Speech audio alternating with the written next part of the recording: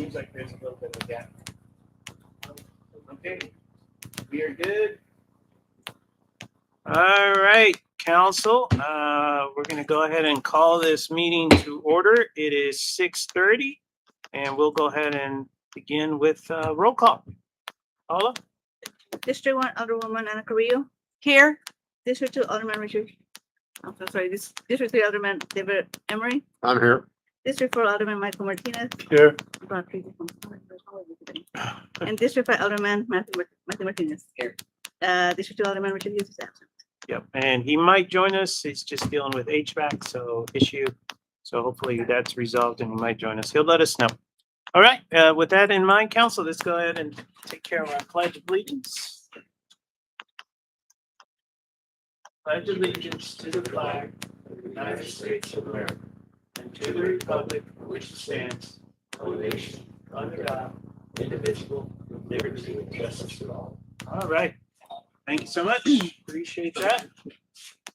All right, let's go ahead and move on. And we're going to move to item number 4. And this is citizens to be heard. This is the opportunity for citizens, visitors, and guests to address the city council on any issue or on any item on the agenda in compliance with LGC section 551.007.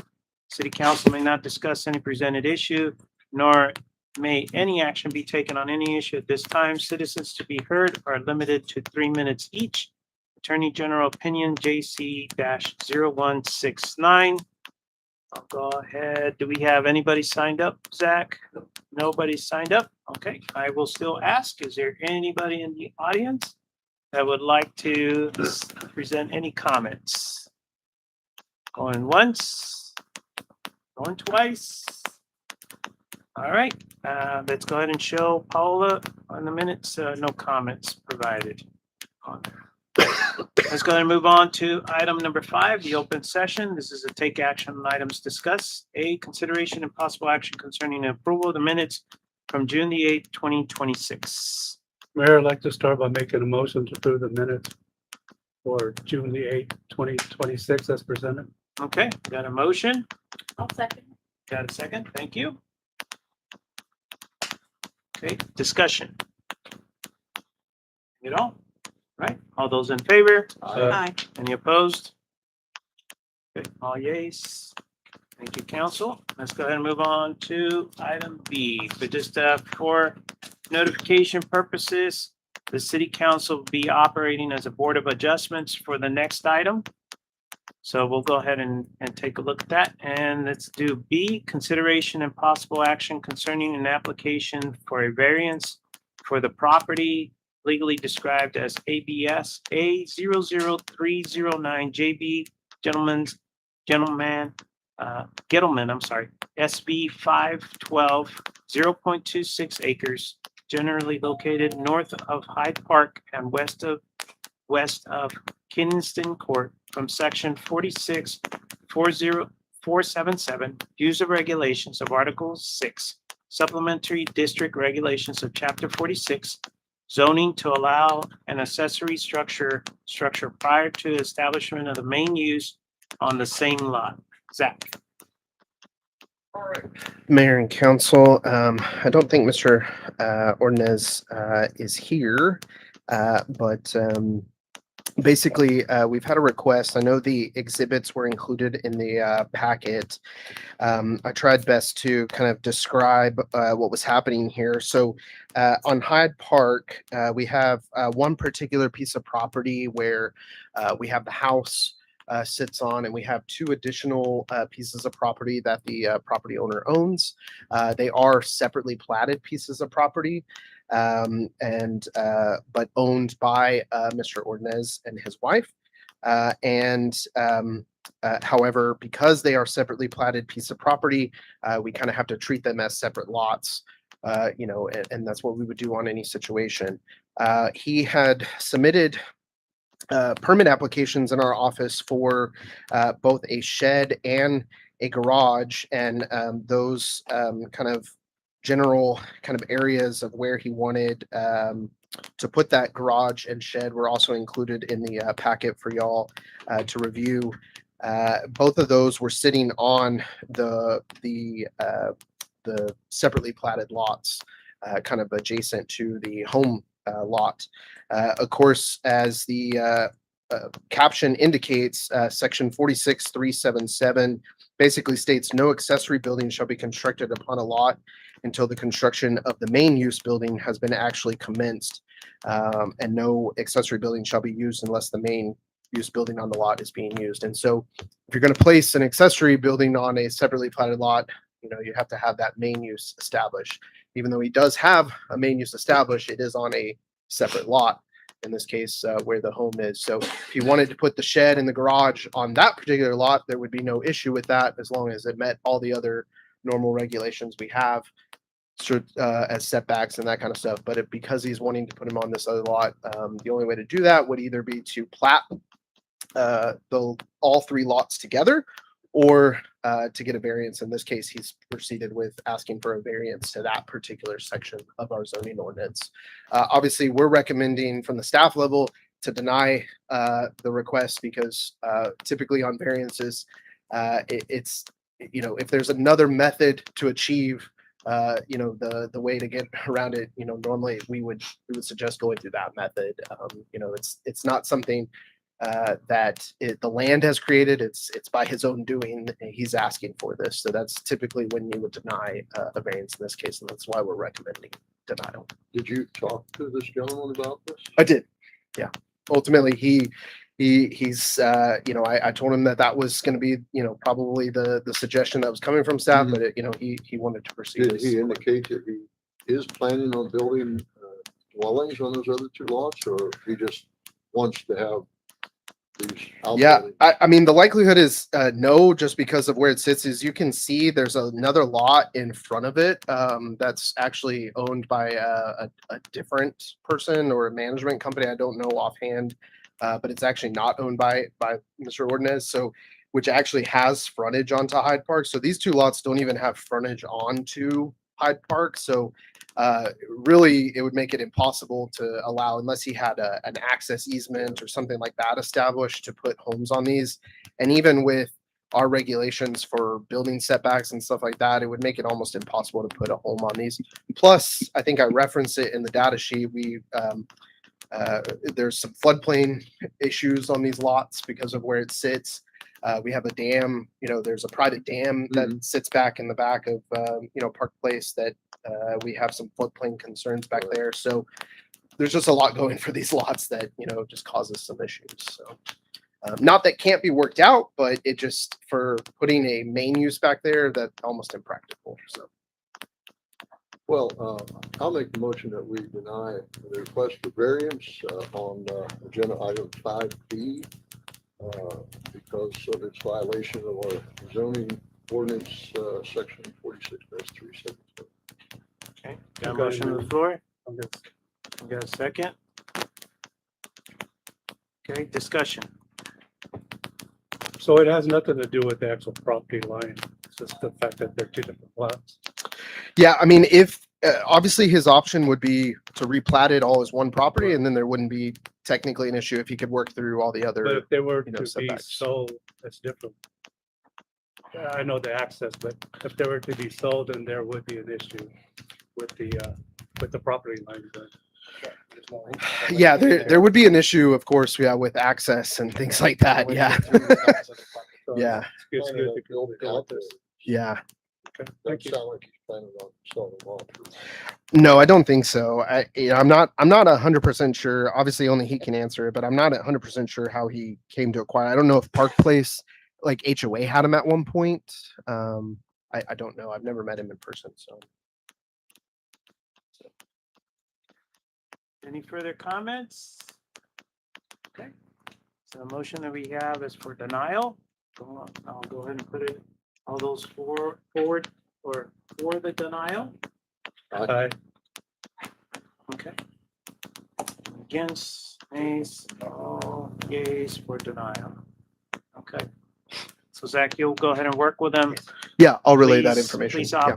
offer any other options or anything else that they might actually do. Sometimes maybe providing that might help them understand a little bit Yep. better. Be able to do some of that stuff. And also please make sure, if I'm not mistaken, that's an HOA out there. Yes. So make sure that he also works with the HOA. It might be good to have a conversation with them too, for that. All right, C, let's go ahead and move on, council. Consideration and possible action concerning a vacate and re-subdivision plat of portion of lot 8, block 40, San Antonio Suburban Irrigated Farm Subdivision, Atascosa County, Texas, creating lots 8-A and 8-B, block 40, San Antonio Suburban Irrigated Farms Subdivision, Atascosa County, Texas. All right, so Mayor and Council, we have a small residential kind of carve out of a additional lot that meets all of our regulations. So on Live Oak, they brought forth this for review. There's an existing home that sits on 5.4 acres. They wanted to kind of carve out a small little lot for a family member to place a house on that lot. And so they went ahead and went through the planning process to do so. Our engineers reviewed that and are recommending approval. It was planning to go to Planning and Zoning Commission. Unfortunately, with some errors in having that meeting and with state law not being able to meet again, and with timeframes, we wanted to make sure we still brought it forward to y'all to meet all the statute requirements. So we are bringing it to you without their recommendation. But ultimately, it's before you this evening for approval for that. So it meets all of the 6,000 square feet. 50 by 120, pretty simple lot that they're creating there on Live Oak. So, And Pete, we're good with all the utility connections and everything out there, right? Okay. Mayor, I'll make a motion that we approve the agenda item dividing this lot into lot A and lot B in agenda item 5C. Okay. Got a motion on the floor. Do I have a second? Okay, Mayor. A second? Okay, thank you. Discussion, questions? Okay. All those in favor of the approval? Uh, Any opposed? All yeas. All right, there you go, Zach. Work with folks. yes, I know they're trying to take care of some timeline issues, right? yes, So definitely. work with them. Appreciate that. Okay, council, let's go ahead and move on to D, consideration and possible action concerning resolution number 2629, a resolution of City Council, City of Lidle, Texas, authorizing a temporary waiver to a noise ordinance for the City of Lidle for 702 Tejas for September the 19th, 2026, providing for incorporation of preamble and providing an effective date. I'm not sure if Tom is here, but we did receive a request from 702 Tejas for that evening. Obviously, we're going to have our event that evening as well that we're hosting downtown. But they are also going to be doing stuff down at 702 Tejas, and they are asking to obviously go a little later into the evening so they have bands and stuff like that. So they're asking to extend the noise ordinance. They've done this before and had this request before on other things. So same thing there.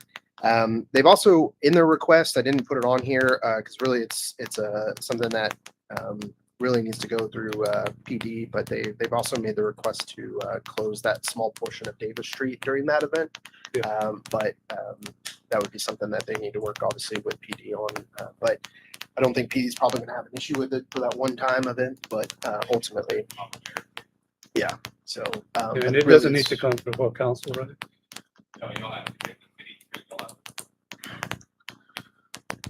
Because at one time they were talking about purchasing that, Yeah. which fell through. So, I think we would need to bring that one forward.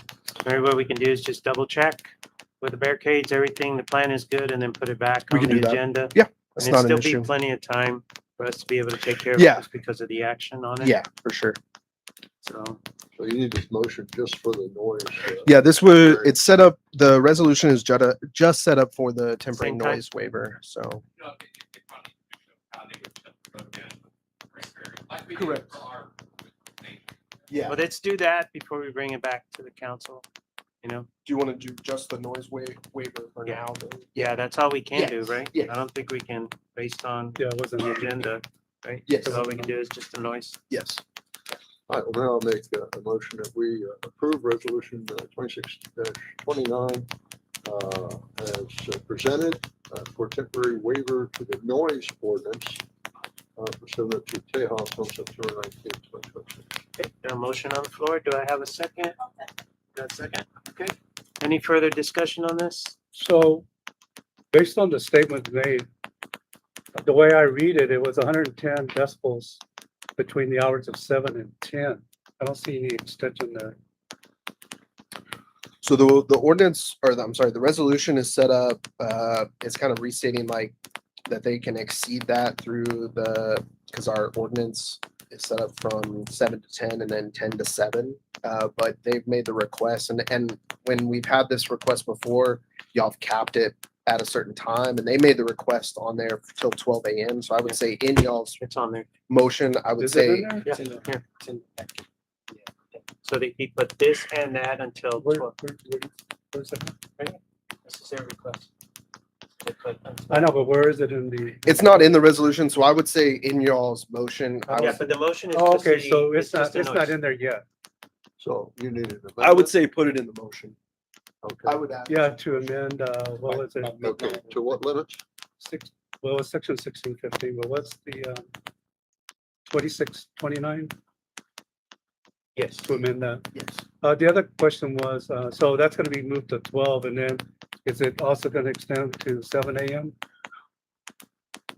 No, it would just be till, So then that language needs to be taken out. If it's only gonna go to 12, it would just it be currently till states that midnight. they can also go 80 decibels between the hours of 10 PM and 7 AM in that ordinance. So that needs to be taken out if that's not the case. There should be 16-55. So what the resolution is just, For the- is for the 12. restating the section, Yeah, the this is ordinance exactly section. what's happening.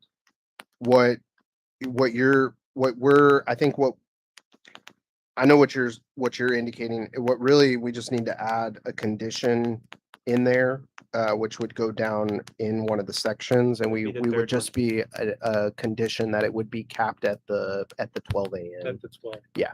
And not do the extension. Correct. Okay. Correct. That's where it says waiver. Okay, of the- yeah, just make sure that that's. So if we can amend the motion to add that, and then that way we'll do that before it gets exactly signed. do you need me to say to it?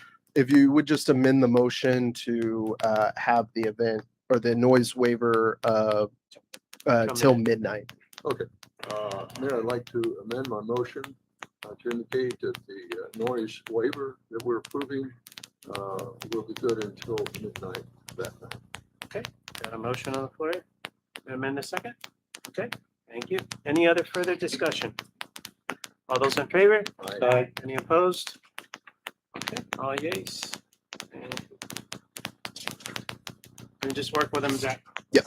So we can take care of the other one. All right, let's go ahead and move on to E. We're doing really good.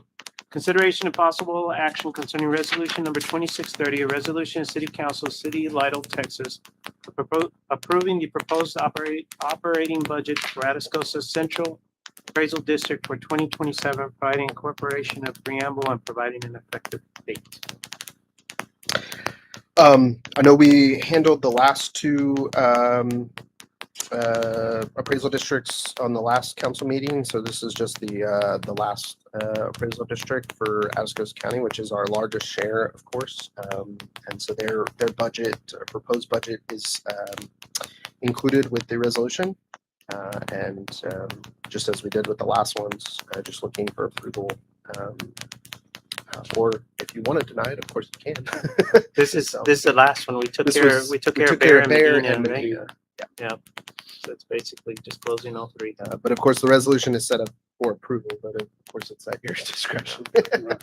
So, Well, And it doesn't really mean it needs to be approved either. yeah, I mean, at the end of the day, it does take multiple entities, a majority of entities to, deny for them to do anything. But obviously, it does. It shows the breakdown of what our share is for the coming year. Yeah, and it seems to be comparable to Medina, so. Mhm. Mayor, I'd like to make a motion to approve resolution number 26-30, resolution of the City Council of the City of Lidle, Texas, approving the proposed operating budget for the Atascosa Central Appraisal District for 2027, providing for incorporation of preamble and providing an effective date today of June the 22nd, 2026. Got a motion on the floor. Do I have a second? Second, thank you. Okay, discussion, comments. All in favor? Any opposed? All yeas, motion carries forward. Thank you, Council. Let's go ahead and move on to F. Consideration and possible action concerning Resolution 26-31, a resolution of City Council, City of Lidle, Texas, approving to amendment to the service area agreement by and between City of Lidle, Texas, and San Antonio Water System SAWS, previously authorized by Resolution 26-20, and to amend the respective CCN service area boundaries persistent to Texas Water Code Section 13.248, providing for incorporation of preamble, authorizing the mayor to execute any and all documents necessary to effectuate such an agreement, and providing for a repealer clause and providing an effective date. Zach. All right, so pretty simple on this. Back in March, if y'all recall, council did approve that resolution 2620, which was a service area boundary agreement with SAWS. And this was for the area in question for the development that's occurring out in the Bexar County portion, the property that we've been working with for that data center that's up there in that portion.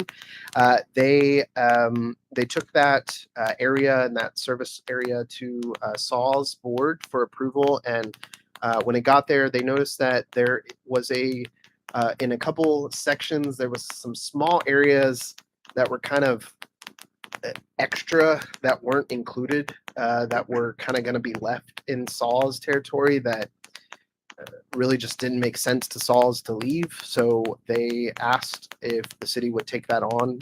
Very small additional areas. There's no water kind of being serviced in that area, but the CCN obviously would just be left in that area. So it just didn't make a lot of sense. So they've asked us to go ahead and amend the agreement and add those portions. And so this is what that resolution does, is just add those small little portions to it, and then it'll go back to the SAWS board for approval. So I didn't think that it would be too big of a deal. Again, there's nothing currently being serviced in that area. It's just it'll just be an additional small little section. So was it just a mistake in the drawing? it just, when we first did it, I think, and Rob, you want to correct me if I'm wrong, but I think when they did the survey, we did it just following the property of the development only, but it left like little slivers of area that that SAWS CCN kind of covered other properties, right? Like small portions of other properties. And when SAWS looked at it, I was like, well, why would we have to still maintain these little slivers of property at the end of the day, right, with CCN area? So it just made sense to kind of just take the whole thing in smaller portions. That is how parts are included in the divot. Thin little slivers, it's a map there. Well, then I guess we need a motion to approve this resolution 26-31 as presented. Okay, got a motion. Today's date of 22 June 2020. Sorry about that. Thank you. Okay, we got a motion on the floor. Do I have a second? I'll second it, Mayor. Got a second? Okay, discussion, comments. So just a question. Yeah. When you look at the drawing for the blue shaded area, Mhm.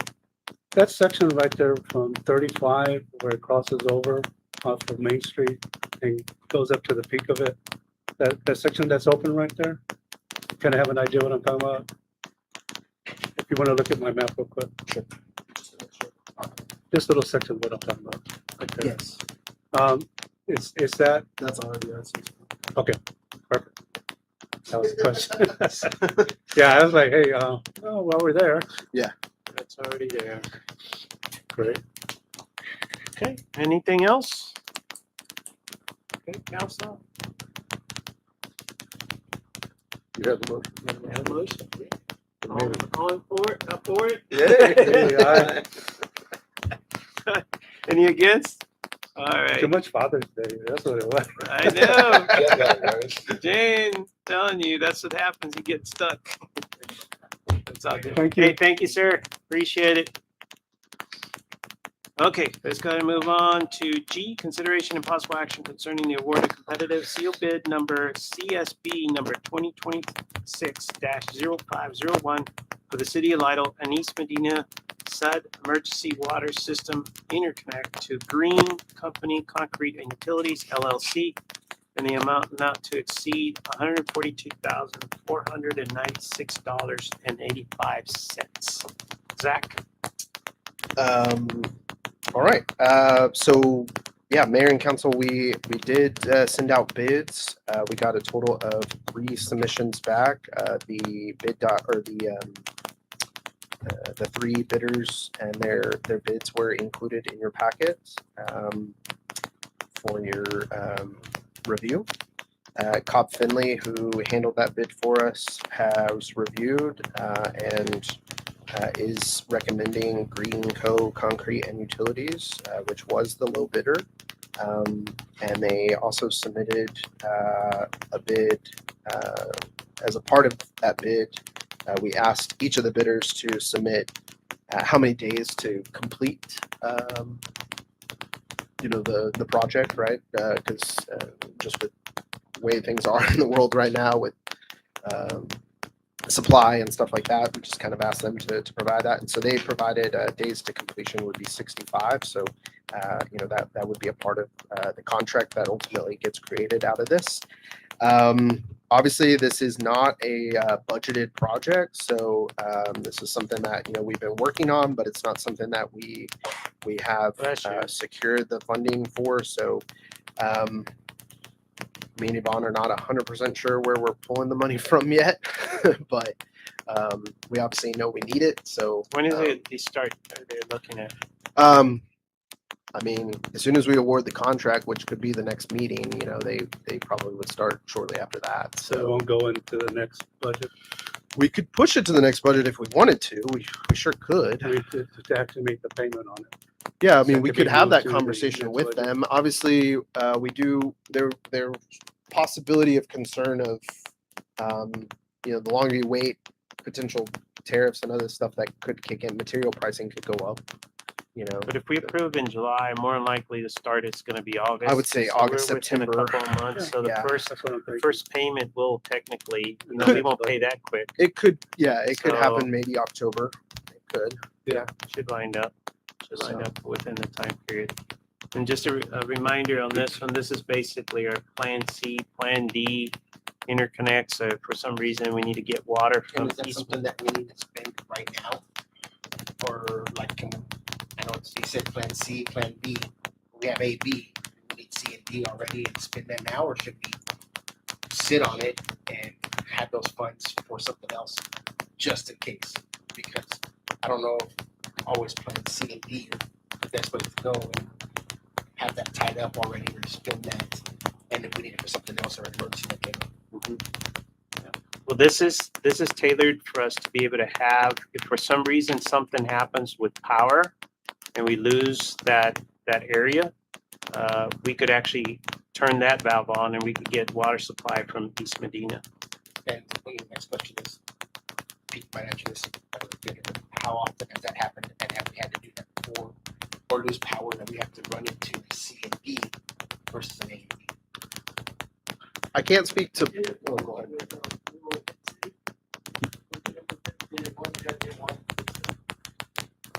So one time, Yeah, and we had a disconnect with Bend City because of the interconnect was not installed appropriately.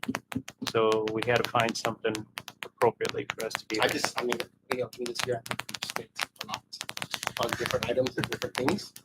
And I don't think this is an item that we should be another, I mean, we're talking another 100 and something, 140 that we could possibly sit on and do something else with it versus, again, a C and a D item. I mean, I don't think that's one.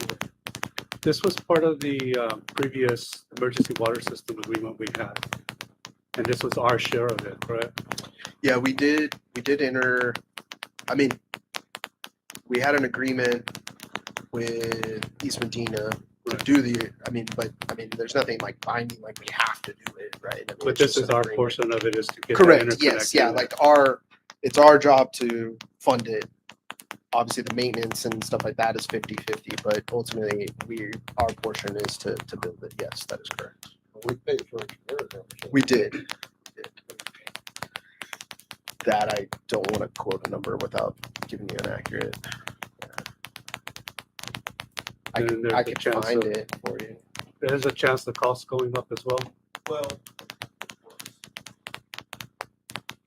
I mean, that's with anything nowadays.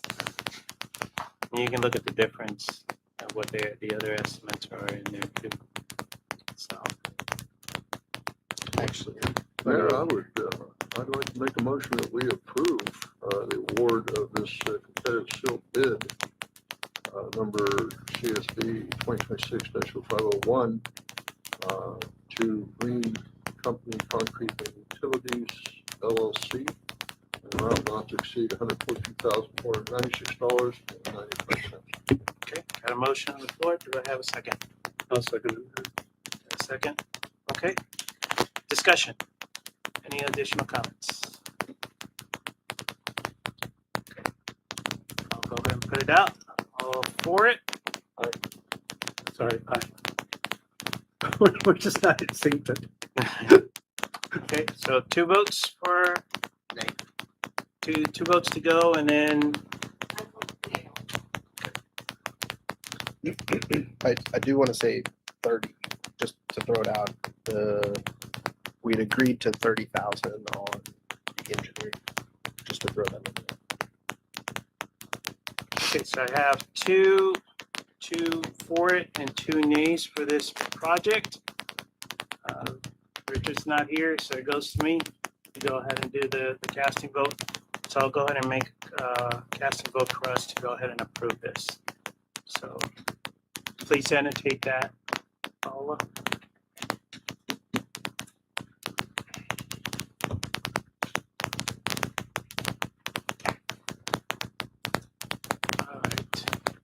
All right, council, thank you. Good discussions. Definitely appreciate that.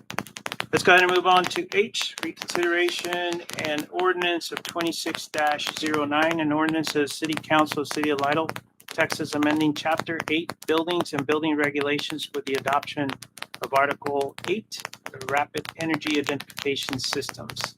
Zach. well, Mayor, because you're going back to the original ordinance, I wanted to do something else for consideration. Thank you. Paula, if you can please make annotation on our minutes on that. Okay, Yeah, so Mayor and Council, we just wanted to, again, based on the last conversation, we just wanted to bring back this item and really just figure out how we wanted to proceed on this. I don't necessarily have a recommendation one way or the other. We just wanted to bring it back forward and kind of figure out how to proceed on the item. As y'all recall, we had suggested some changes the last time. There was some concern on proceeding with those changes, and that obviously did not move forward. And so then so the existing ordinance as it was adopted at 2609 was or still remains in effect.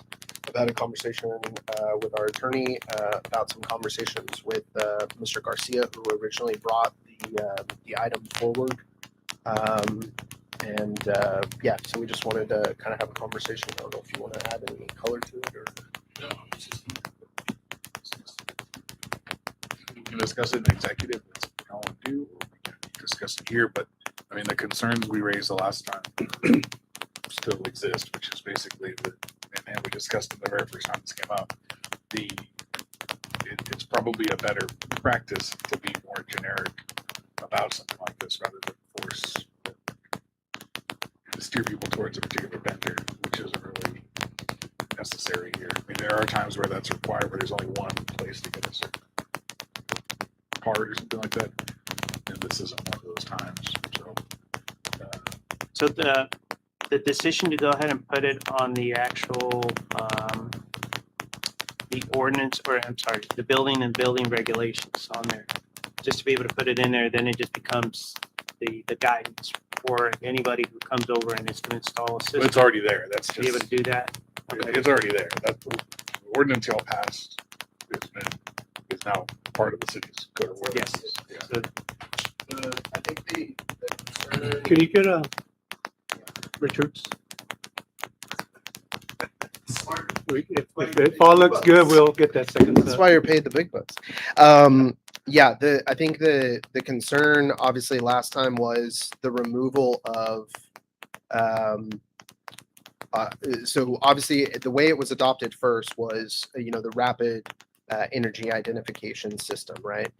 When the changes were brought forward previously, or at the last council meeting, it was the idea of kind of removing that, stripping that rapid portion from it, and kind of stripping what the I don't even know if it's been trademarked or not, but kind of the idea behind what Mr. Garcia's idea was, right, behind it. And so, and totally understand, I've had a conversation with him, and he did share some of that sentiment with me of, he felt like there was some of that with it.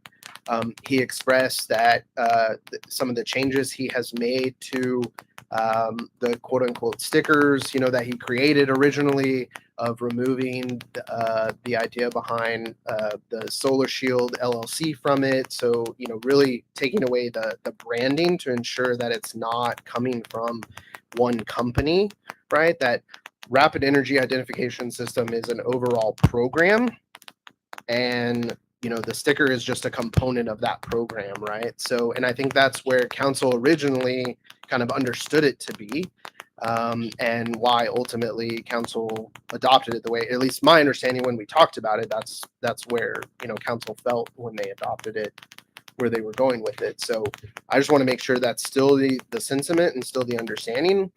If we need to go in and make adjustments to the existing ordinance to ensure that, any reference to the Solar Shield portion is removed from that sticker because that's been now adjusted, then we're happy to do that.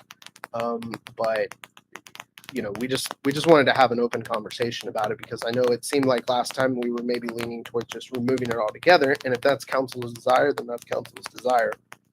But I know Mr. Garcia had said that some of the other cities in our area were looking at, signing on, and he would hate for, Lidle to kind of like do that just to miss out then, on this opportunity to, be, jumping on. So, but it is what it is. It's what council would like to do. I think the important thing is just remember the portion about the program within itself. And I think based on the discussion that we had on the first time, we all kind of agreed that that's an important program for us to have, is to be able to kind of manage, be able to talk about the safety with our emergency responders or public works. We used some examples in there about situations where it come in. So, And that's really all the change we were going to make, and it was material enough that Zach and I discussed it and decided to bring it back to the last time, is really just to clarify the ordinance to say, there's this program, right, it's described, but it doesn't require a particular brand of sticker. That's really all the change. So do we need The to, city can still pick a brand, right? We can buy 1,000 stickers from the guy and make those available, but if someone prints their own sticker or from a different vendor, we're not gonna come in and say, no, you got the wrong brand of sticker. So before a motion comes up, I want to make a comment.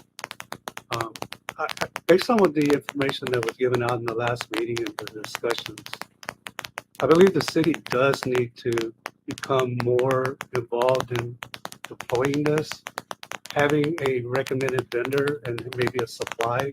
So send out RFQs, try to get because the REIT system apparently sounds like it's the standard, industry standard. And if that were the case, the city should just include this in their permitting. Grandfather any money that's, you know, currently out there that has these type of backup systems. But going forward, I would think to be able to better service our customers, our customers, our Residents. citizens, Yeah. and to better help our firefighting and our police department, this system needs to be out there. And I asked what the gist that I got of it, and initially being voluntary was the way to go, but then now we're going back and forth with what labels do we use, and I think the city just needs to step forward and standardize this. Put out that RFQ, get the vendor to come in and supply us with, and we know who we're gonna get it from, add it to our permitting. Somebody comes in and wants to do solar or whatever, and I don't know how we would handle the portable backups. But I think those were excluded, but I think we need to be more specific in this ordinance and then, instead of just being general. But right now, it's a little bit more specific, right? The way it sits, it's Only still the thing original. specific about this, So- from what I see, is the actual The sticker. tags It's itself. the It's got sticker. the current ordinance has a picture of one manufacturer Yeah. Right. sticker. And it says Yeah. you need this. And I think that would be That was fine what if we we were use advising that, against. but I think we need to put an RFQ out there Well, and do it the right way. So you're not, these are like $6 a sticker. It's not gonna rise to the level of needing. Y'all can do one if you want, but it's. We not- can choose our own vendor and we you can just choose our pick own somebody, sticker. yeah. I mean, the thing is with the procurement law, and the level of that they've raised it to, you could literally buy enough. You'd never raise to 75,000 that it is now, or whatever, or 100,000. Yeah, Whenever there's you- no way you. Well, the only reason I brought that up is because I thought it was an issue. That's why we ended up No, with the the second. the legal issue I raised the very first time that this came up. And I understood y'all were on board with it, and we almost just made the changes without bringing it back to you. Right. That And it would have went nice and happily ever after. It's probably a better practice to say a sticker that's this size, that's got these qualities, right? Reflective, can be seen from a distance, contrasting colors, right? Various elements to a sticker like that is probably better language than saying it needs to be this brand of sticker. That's all that we're coming back to. Yeah, see, I would disagree there. I would think the city should provide these stickers. Have them available, even if City they want to will. go out and purchase it, as long as they meet our Yeah, the criteria. way it's described to us, if somebody comes for a permit, says, hey, I'm putting in a big battery. Right. Well, the Tesla charger And here's for my house, your right? list of what's required. Yeah, the city can say, here's, buy a sticker from us for Or- $6 or whatever. But you don't want to necessarily prevent someone from saying, I've got a sticker machine, I could print the same thing for $4, right? I'm gonna go ahead and do that, and we would accept it, right? Or a different brand altogether that had, the numbers. Yeah, but I don't see that being an issue, because So- I mean, we're not talking So the about important, expensive yeah, stickers. so the important thing is just a key element of this process, and Zach, correct me if I'm wrong. We're talking about techs, certified people, electricians, okay. So when they come in and they're putting in the permitting and everything else, I think what Austin is saying, we get a chance to be able to tell them, here's the requirements. And then we leave it up to them in a sense of, hey, here's a source that is already available, or, Yes. For a single person that's coming in, that they're likely to just say, yeah, I'll pay the $6 and take your sticker, right? But you might have an electrician contractor that spot 1,000 stickers, And as Canada, long as they right? meet our criteria, they should be and fine. then it would be fine. That's all we're Yeah, asking. and that's all I'm saying, is that language needs to be in there. That's what we're recommending. So if y'all are on board with that, we'll go That's ahead. what We're he's, talking the same language. Yeah, I just want to make sure this ordinance is more specific than what it was. It was too general. and if the concentration is correct, now, I want to make sure for clarification, this is for the people from this point on Yes. forward, to be able to do that. We'll And get it should the, stay we'll get the, grandfathering. yeah, we provide the information Yeah. out to the current residents. If they want to, but this is once again, it'll be part of the permitting when they come Yes. in, right? Yes. Yeah, like I'm gonna get a permit, this will be part of your permit. Can it be? And this is a question like 'cause I know it'll be asked by Mr. Garcia. Could it be specific language that it's like the sticker is from an approved REIT vendor? That'd be fine. Yeah. It gets away, the main problem you have when you call out a specific vendor is it just takes on a look of, patronage. You're using government resources to. Because that would prevent bolster a some single Joe business. Blow just doing it from his own printer, is what I mean. Yes, Yeah. if we wanted to So- say approved read vendor, Well, that's I fine. think, I mean, from the professional side of it, when you have a certified technician or somebody's doing it, they're gonna go after and try to find what is the most appropriate Yeah. that is out there in the industry, right? Yeah. So I think it's better for us to just leave it for them to go ahead and do that. We can provide the information of the available source, but it's gonna be their decision in the sense of what they need. to I do. mean, 99% of the people will, it'll be fine. I'm just, that 1%, is, But Yeah. the overall thing, once again, this is, I know we're getting into the procurement and all that portion of it. But this program is a great program. It really is something that I think has a lot of weight to the safety. And, I hate to repeat myself, but I remember that one fire and you guys were handling the water leak and everything else that was around that particular area too, while we're actually taking care of the fire. So, I mean, it does benefit. It's a great way to be able to identify and have a quick, in order for us to know that there's an alternate source of electrical power to the building before responders are actually getting inside and there might be something generating, So- inside the house. Would it be fair to ask for an amendment to remove any references to a specific vendor and replace that with a reference to a reapproved vendor? That'd be okay? It doesn't, being a specific vendor is not a requirement. I just want the standard to be there. And that's what. well, and I think if it's a read approved, they're gonna know what that standard means. As long as it's spelled out in the ordinance. Yeah. Yeah, 2x4, whatever Sure. reflective, Yeah. 70% reflection or, Sure. whatever it is, Sure. as long as it's in there. I think you capture it, but also indicate what that Yes. purchased by a read approved or whatever, yeah. Well, here's the question. Should we just table this tonight? Or you two guys? We get can this certainly do done, that. Yeah. Back to us? Yeah. So all of us can read it, see it. Yeah. say, We just that wanted, doesn't- honestly, that's why we brought it to know what direction we were going with it, whether we were moving it all together, but we needed to know where we were going with the ordinance because it was kind of haphazard at this point. So So, you all agree that what Yes. Mike is saying is a good deal? Yes. All right, then I'm gonna make a motion that we table, any further action on, ordinance 2609 till the next meeting to allow our city administrator, or city attorney to, come up with a revised, ordinance, that meets the considerations we discussed in the meeting. A motion on the floor. Do I have a second? I'll second that, Mayor. Second. Okay, any further discussion? All those in favor for us to go ahead and table? All right. Any opposed? All yeas. All right, thank you. All right, council, and I appreciate that. We want to make sure we take care of this. And we do it the most appropriate way. It is a great program, so we Yeah, want I to make think sure. we're actually doing a service for our firefighters and our police officers Yes.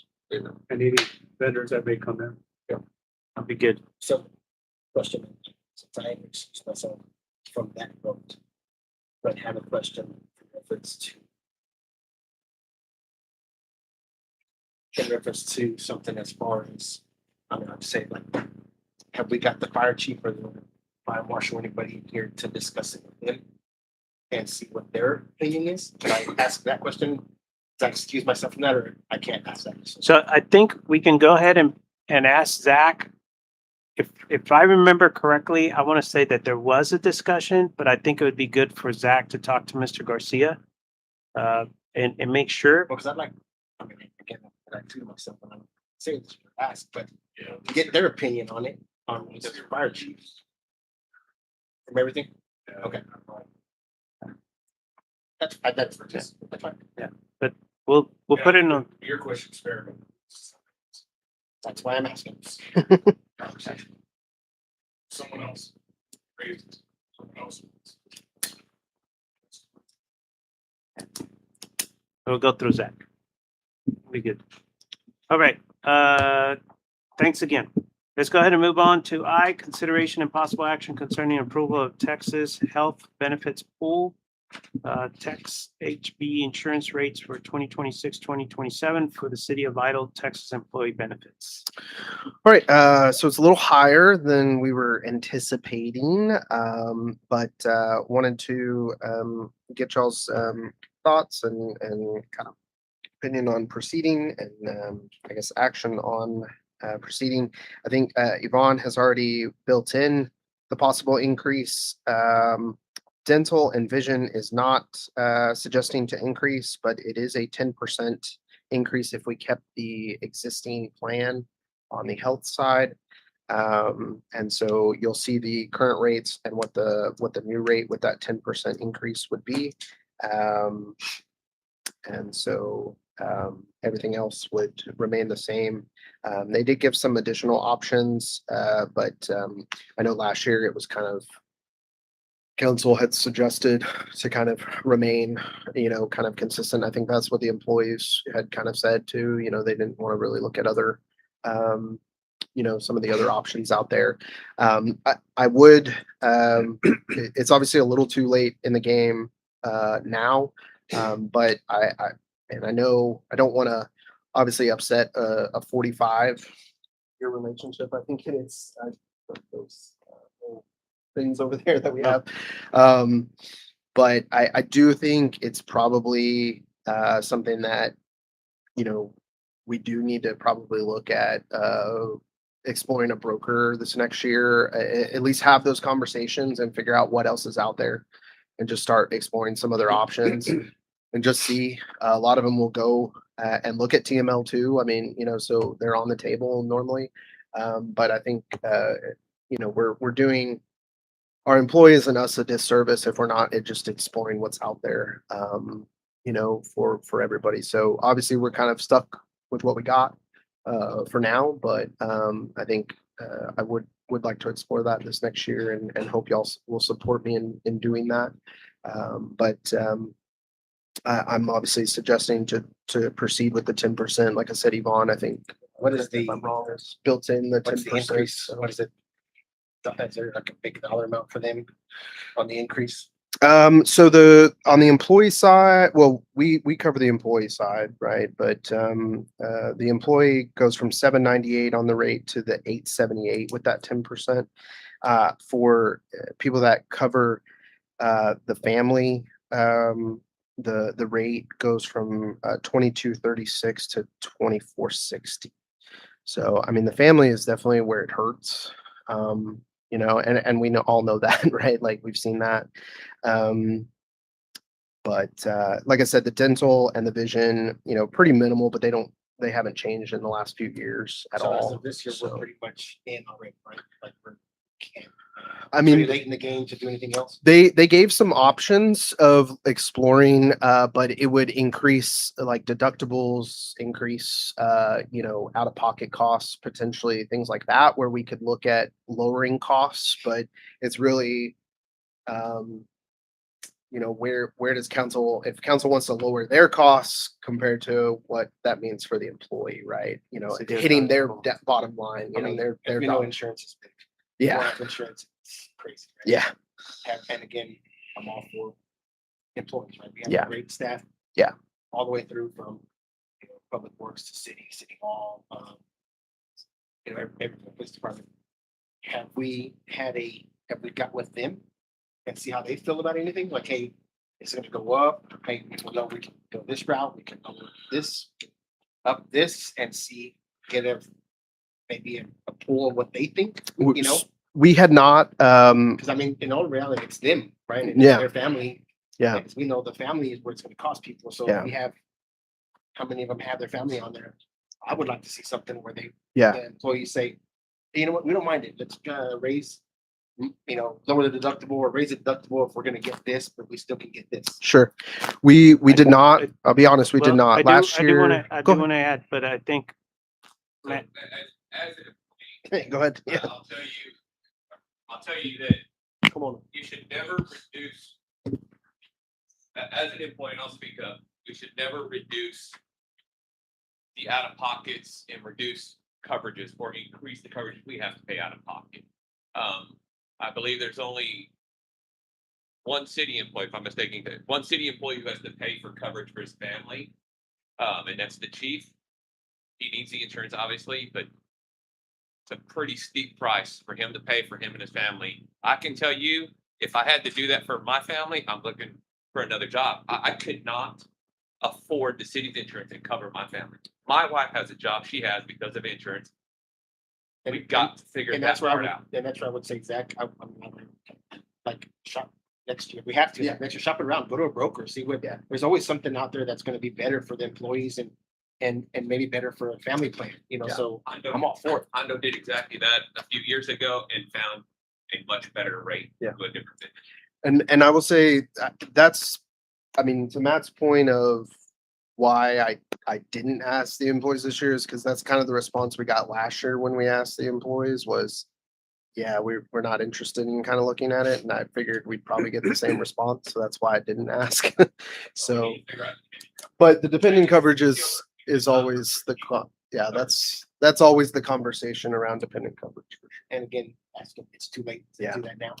Yeah, unfortunately, we're a little too late in the game now, but I think that that's something we have to. What's the exact time period that this actually covers? So this would kick in October. So it's October to say the end of September, so the October, next fiscal year. Yeah. Fiscal year. So we would probably need to start looking Oh, later. I mean, as soon as it goes, I mean, we'll be reaching out. I know we have some contacts that we've made throughout the years, her and I, that yeah. So do we So- need a motion to give Zach authority to go out and start doing this? I- Or are we looking right. at that? Right now, I think we have an action for us to go ahead and approve the tax rates or the insurance rates. The that we have insurance on rates, there. I have the direction I need. But- I think I've heard but, enough yeah. that I We can will do that on the side. Yeah, it's not gonna create- Yeah. Yeah.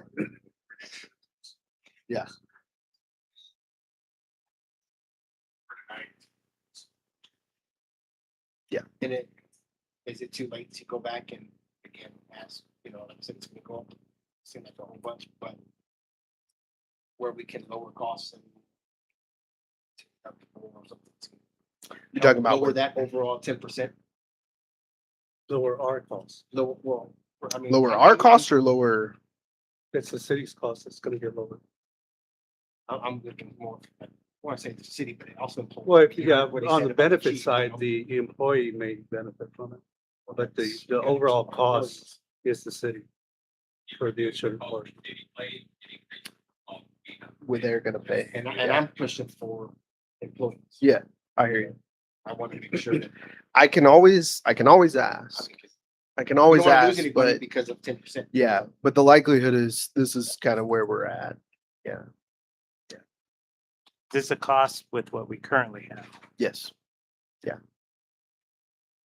Mayor, I'd like to make a motion to approve. Excuse me. I'd like to make a motion for the approval of Texas Health Board Pool TXHB insurance rates for 2026 to 2027 for the city of Lido, Texas employee benefits. Okay, got a motion on the floor. Do I have a second? A second? Okay. Any additional comments? Okay, all those in favor? Aye. Any opposed? All right, Thank you, appreciate council. it. We'll go ahead and move on with that one. And some additional homework to take care of. Okay, let's go ahead and look at J, discussion and possible action concerning possible citywide AMI meter upgrade. All right. So, the fun conversation. It's gonna be an interesting. So obviously we had a couple months ago, we had I think back in April, we had a company that came by and discussed with y'all the possibility of looking at switching out meters and talking about our water loss, right? And the idea of looking at maybe switching and doing a citywide effort to switch out. And I think council was very interested in exploring that. but kind of wanted some additional information. Wanted there was maybe some sticker shock with some of the pricing. I know there was on my end a little bit too. And so in the interim of those conversations, or following those conversations, I kind of thought, you know, there's got to be a different way of approaching this. So I went to HydroPro Solutions, who actually is who we get our meters through, right? We wholesale our meters through. So spoke with them, worked with Pete and myself, discussed with them the possibility of what they could bring to the table of doing that same effort. And so you can see what's included, obviously from their end, of what the cost would be for their effort to do it, which is a much different cost than what was being presented by the previous group. So significantly less, I think, still not cheap by any means. But this would be for, again, an AMI system. So right now we have an AMR system, but AMI, which would be placing obviously antennas on the various water towers throughout town, and then upgrading the existing AMR meters that we have. One of the things that HydroPro and I spoke about was the existing meters that we've done up to this part that Pete and the guys have been putting in the ground. One of the solutions that when they chose those meters was the ability, it's really a programming issue with those meters. So there is a less cost associated. They don't have to go in and take out those meters and replace those. It's really a programming issue with those. So there is a small, there's still a cost associated with it, but much less of a cost with converting those from an AMR to an AMI portion. So, and then AMI for the remainder of the city that is on the manual reads. And then obviously all the additional costs that you see included for converting everything over. So wanted to bring it, up to y'all. Obviously not a budgeted thing by any means. And just wanted to have a conversation. It seemed like council was obviously interested in potentially proceeding, but wanted to, before Yvonne and I even dive into how the heck we even would go down this route or even explore that, figure out, is this something y'all are still interested in proceeding with? Obviously, there's a benefit to doing this, but obviously it's a huge cost. So, and I don't know that we're, from a cost standpoint, I don't know that we're quite ready for it. So, yeah. This is a nice bright shiny object, but we're looking at doubling the size of our sewer plant and several other major things. So it'd be great to have. But yeah, I don't see it's good enough. So question on the AMR to AMI conversion. Yeah. Is that proprietary or would E3 be able to do something like that? Yeah, I think they would have to work with HydroPro at that point to Right. do that, right? So, and the thing with working with E3, right, that other group is we would be paying a middleman, which I don't really like. And so there was a lot of additional costs that just didn't seem necessary, honestly. Where obviously we'd be going to the source in this particular case and getting the job done. And so there was a lot of fluff, obviously, in their numbers that we wouldn't have to pay by going this route. But again, 751,000 is onto already spent prior to this. Yeah. For everything else, plus this, and So and this obviously would be something that would not by any means be something that would be this year. We'd be looking at how we would roll this into next budget and beyond, but still it's a big cost. based on what the council's feelings are and based on what HydroPro has suggested, I don't see a breakdown of having the AMR as is and then moving forward with the AMI through HydroPro. I don't see a price estimate for that. That might be something in the future to ask. Yeah. If we move forward, because we have to get the infrastructure for the AMI, but however, we can still utilize the AMR. We're not gonna lose anything out of that. And we could Yeah. eventually come back and Yeah, And so we so if do you those. notice on their sheet or on the sheet, you have the Sonata let me pull it up. Sorry, I lost. but that's 100% conversion though, right? Yes, Based on their price sheet. yes. So the Sonatas, sorry, I lost my place here. The Sonatas are the existing meters that would need to be converted. And then the octaves or whatever it is the new that would be strictly straight to AMI. That 1057, that's not what we currently have, is it? Or is that the grand total? Yes, that's currently what we. We currently have 1057? For the Sonatas?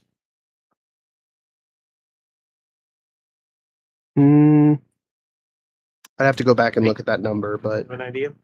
Are we in the 1,000 already? On About how many those we radio got units? I will, From your report. I mean, it's about 40% of the city. So that Could be it's around 1,000. possible. Yeah, it's Yeah. about 1,000. And see that if we're gonna go into the AMI, it would make sense to stick with the AMR and stay with the same vendor. And then bring in the infrastructure for the AMIs and move from this point, not necessarily right now, but from this point forward, go with the AMIs. And then you can come back around and do the upgrades. Mhm. We don't have to incur the whole cost up front. 727? Okay.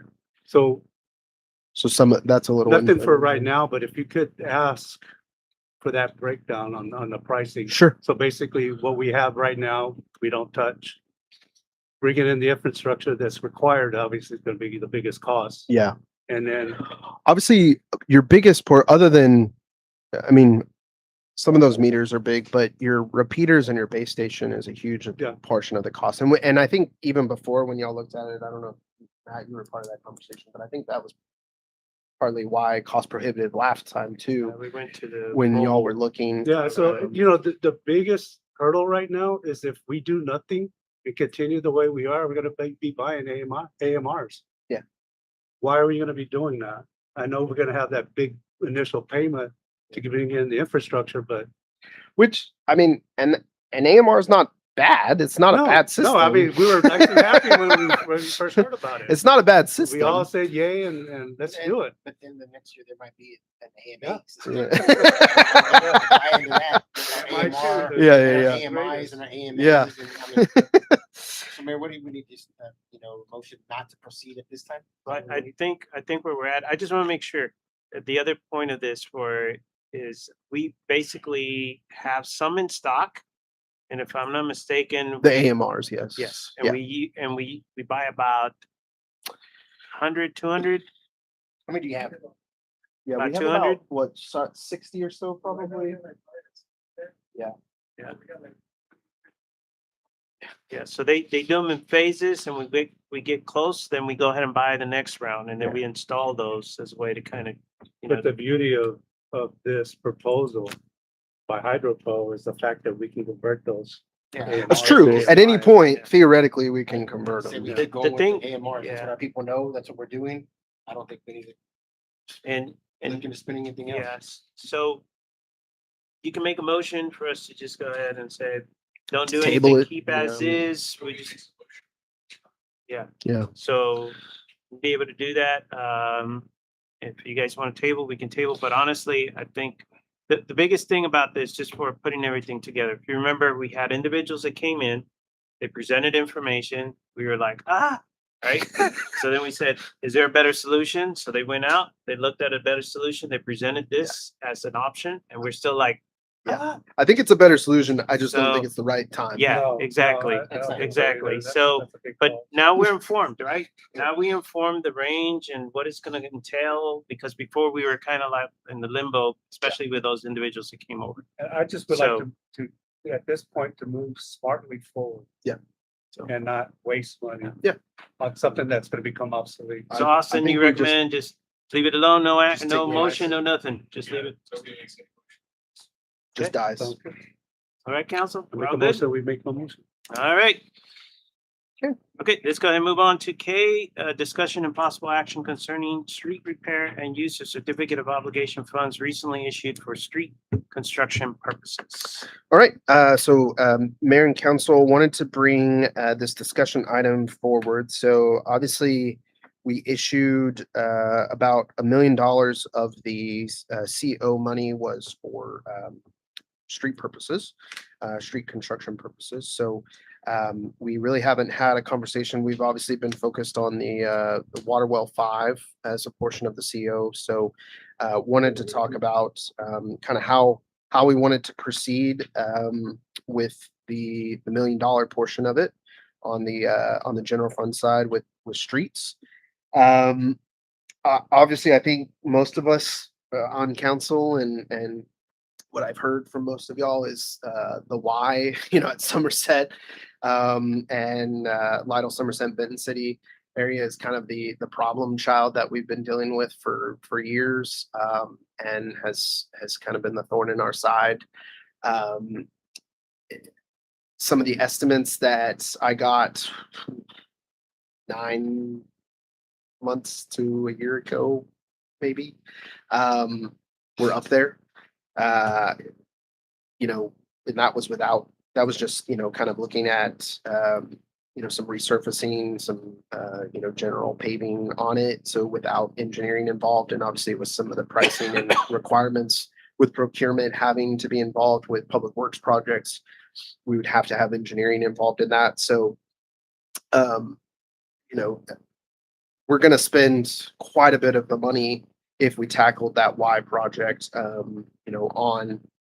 on that. So I really, this is kind of a twofold conversation is really, is that the goal is to tackle that project, or kind of how, if not, how else do you want to proceed with the funds that are available for proceeding with that, and then what else after that? So the floor is. I'd like to, yes, that is a problem. It's been that way ever since I was a kid. It's been that way. It hasn't changed. Right? I'd like to see, spending that funds on multiple things versus spending majority of that fund on one thing in that area. It is what it is over there. It's been that way forever. There's probably other areas in the city that could use some upgrades or use some other stuff. For again, use that money for multiple items versus just one. I know we're doing a master drainage plan. Yes. And water runoff is one of the major concerns. You guys know they block that off sometimes because the water Yes. has no way to get downstream. Yes. And that is an area that they are. Yeah, and it has to be an Yeah, area. And yes. it's probably going to suggest that we put some giant underground pipes down there to run Yes. that water off. Yes. My concern is surface. I think is almost dangerous right now because it's so chewed up on the sides, big potholes. People veer into the center of the lane to avoid damaging their cars. So are we talking about doing nothing to that street, or just doing a quick tear it up, put it back down, make it look nice, and last for another year or two? I think anything's on the table. I I would hate here. I think your concern is valid. Depending on what we do over there, you don't want to spend too much time and effort and money to then have to go back with possible drainage infrastructure that's going to rip that right back up. My So- concern is we're not gonna do major drainage thing in the near foreseeable future. Yeah. I'm gonna I say don't know. 3 to 5 years. We don't have the plan done yet. Yeah. We have other major projects, like I already mentioned, like the sewer plant that we need to find money for. But that road cannot continue to degrade from this point on with no action taken. Waiting on some future date to do it all together with drainage.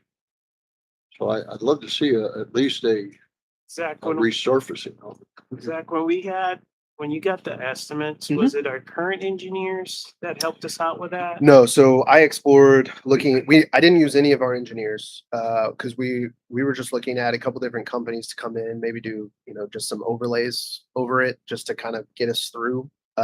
So obviously with the cost that even at that time that they were presenting would have gone to over the cost where we would have had to get an engineer involved because it's over the 20,000 and public works projects, you have to have that. So I didn't have an engineer look at it or have involved at that time. But just So a recommendation for estimates, Yeah. if we, it's hit and miss with different, and I know it fluctuates too with different prices that are out there, but just try to get, I will tell you, just being here in the council for a while, that is the one road and Lytle Somerset Road. Those are the two, especially right there with the Taco Bell, from the Taco Bell area where it gets flooded all the way down. So those are the ones that always pop up. I know in the past, we have had studies done and the studies come back. It's been a while. Studies come back and say, these are the roads. But some of the roads that actually show the deterioration actually show less volume. So the council has decided to go where there's volume. The busiest road in Lytle with traffic is that road. That is where you get all the traffic for school. Crossover. Lytle Somerset. The Lytle Somerset / but it's going to 31 it becomes 3175. So that's where we get all of our school traffic. You can look at the traffic counts. So all of our school traffic goes through there. All the school buses go through there. Anything that is going towards that direction. It is a very, very busy street. And it doesn't help that once you get into the city area, then it becomes narrow, right? So you have a lot of traffic that goes through that. So in the past, I can tell you the council has just looked at it and said, hey, that's one of the places that we need to pay close attention to as one of the ways to kind of look at it. But it is, just like Zach said, it is ours. Sometimes we went with a study or some recommendations. Sometimes, Matt, you remember where we said, hey, okay, councilman, you bring me a street, you bring me a street, you bring me a street, you bring me a street. I think you remember that. And you brought a street forward and said, these are the ones that we're going to go ahead and take a look at and then come up with estimates. So just as an idea, the last email kind of company that I had email conversations and they had looked at it was back in October of 25. So obviously the costs are way changed by now, but for a mill and overlay, and that was from that was basically kind of where they all kind of intersect basically to our portion, because you all know like TxDOT does have a portion of it, right? So yeah, where basically the tree is. They gave two different options. One was a mill and repave 2 inches. That was 212,000. And then the mill and overlay 1.5 was 160,000. So So how far down does it go? there's a large tree that kind of By the overhangs. duplexes? Kind of. Yeah. Yeah. Yeah. That's not very far, is it? No. So you're only bidding or having to look at one small project. Yeah. that's Correct. why. If you bid that and then a larger other streets. Yeah, those possibly. And that's why I would, if we went that route, I would suggest doing that section in addition to the Somerset Lido that goes in front of McDonald's and the car wash. Doing that whole road there with the Y. The thing is, if you look at the South Somerset Street, where it ties into Main Street, that is very well laid asphalt. Where at? The main Somerset Street, where it goes from the Y all the way to Main Street. Oh, to Main Street. Yeah. That is a very well laid street, asphalt. That has lasted quite some time. The only problems you have is the patches I don't know if those were cut in or those were potholes. But that's a very well laid street, and why is that different than some of these other streets we've been repairing? It was, well, that was just, it was, so I will say there were some issues with certain driveways on that road because they went too high Right. and it had a quick drop. So I know that Public Works went up there and kind of added to them or tried to figure out some So that ways. helped from the. That helped out. The road was overlaid, so it was basically just over the old. Yeah. And they went, so they didn't do. If they didn't mill The it, bid, if they didn't, the bidding that you're getting is literally tearing it. they're tearing it, milling it Really? down. But I would still. Overlay. It's held up so well, though. I'm kind of, what Dave said, you know, we're gonna do all this and we're still gonna have issues because there's no drainage. We're gonna spend what? And then in 3 to 5 years, you're gonna have to do it again or whatever, because the water's gonna do the same thing. Yeah, I mean, for the drainage, I mean, obviously we have not seen the drainage report. I do think we need to do something over there. I mean, but for that drainage over there, you're probably going to have to rip that road out because I do think a pipe's gonna have to go down the middle of that road. Right. The other concern that we have is other utilities there that are gonna have to be replaced at some point further down from our portion, that's in the textile portion. So going back to like what David said, and then prior to what Michael said, if we're gonna do something from here moving forward, let's do it smart versus doing it half and then having to come back in and do it again later. I mean, let's look at all the options. Let's see where we're at is the drainage. Okay, what do we have to do here? Why do we want to come back if, you know, set this up for the next council to be on failure again of, hey, let's just mill and overlay again. And if we're back in it 3 to 5 years, spending the same amount of money, we could have done something, something else with it. I mean, I think we need to go and we're gonna do it, we do it the right way. Based on that's- the condition of that's- that road, though. That's the reason why I'm saying with the engineers and just getting the people that they work for, come over, take a look at it. Maybe there's other options that we don't know, be able to figure that out. you know? I just need to know which Can dig a hole. streets. I mean, if we're tackling multiple areas of town, I mean, do you want me to have them just go loose in town and tell me which ones, or you want to identify areas, or, I Question mean, is, are there other areas that are as bad a shape as? I mean, those two? y'all probably drive the streets more than I do, but. I imagine there's. Yeah, there's other streets, but I will, Yeah. just for clarification, because I had the meeting, I'll talk about it a little bit later, but with TxDOT, I did talk about Main Street. And because there's some joints there in Sure. there that have some major potholes. Yeah. And they're supposed to be taking care of that, and looking at it. So Main Or- Street, I don't think if anything connects on there, we don't need to worry about it. In a sense, it's TxDOT and they're Yeah. supposed to fix that. That's real bad. So it's basically looking at the other streets that are out there. That's all of our Trying local to figure streets, out. yeah. I mean- and try to take care of that. PD drives them. So I, Sarge. They're not bad. I'll agree the areas we're talking about have been neglected for years, especially Mid City Road. At some point, for good money and bad, but at some point you got to spend a little money on the bad, if not bad becomes worse. And at one point, when the city have liability, when it goes to the road, if it's that bad, it's something like that. Think of what, but that's good. Yes, it's throwing good money in back. Yes, we know 3 to 5 years from now, we're gonna have to do it again.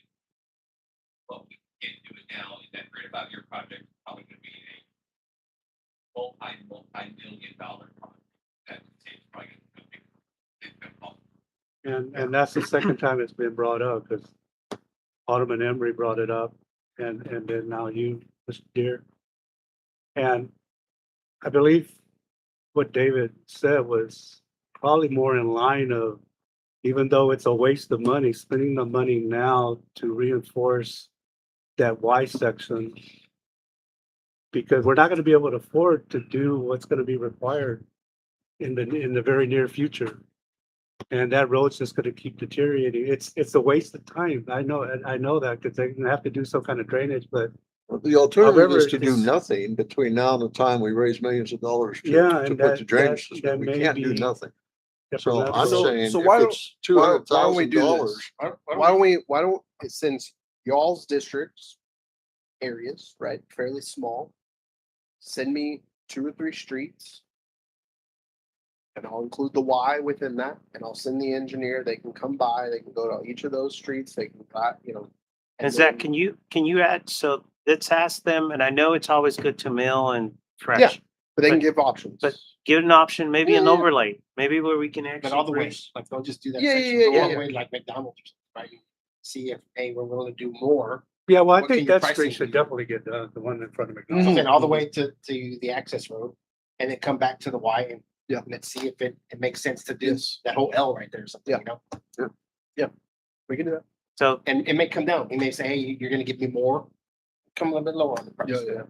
so we can get a motion for us to go ahead and delegate this as a task. for Yeah, I'll our make a motion that we, City administrator. direct the city administrator to pursue some options on, spending our money on paving with special emphasis on the Y area and the Little Somerset, Water River Road. Okay, got a motion? I'll second that. I got a second, Y'all okay. know what I'm talking about. I do know what Discussion. you're talking about. Discussion now, just so we can go ahead and do this. I think what Zach is asking us is for every one of us to go ahead and submit. Let's get with Richard. Let's get I like would 2 say- streets. I would say 2 streets, because it's Okay. not gonna be, Let's with the send the money, 2 you're not streets. getting that much out of it, so, especially with that area. Yeah, let's as take a well, look at so. whatever you think in your district has 2 streets, get them to Zach, so then you can go ahead and You already include have that. my vote for Lytle Somerset, McDonald's and. That's, yeah. those. That's are- in your oh, You district. know what? We take them away from you because that is your district, That's your right? district. Okay, so you don't get any more. You're done. No more for you.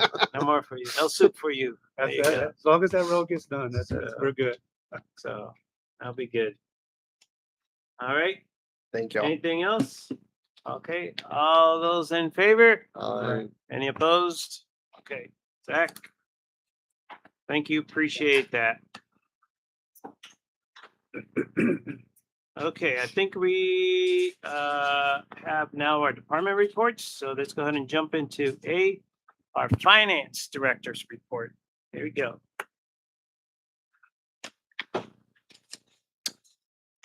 All right. Should I go the wrong way?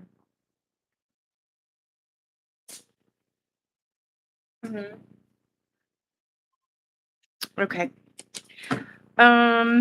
This is the general fund. Everything looks pretty good here. Any questions on general fund? Doing good based on where we're at in the year? Yes. And of course, your revenue is definitely. No, it's okay. I was just gonna say your revenue is actually a little bit further ahead, which is a good thing. Here's the sales tax. Yeah, I did it. 152.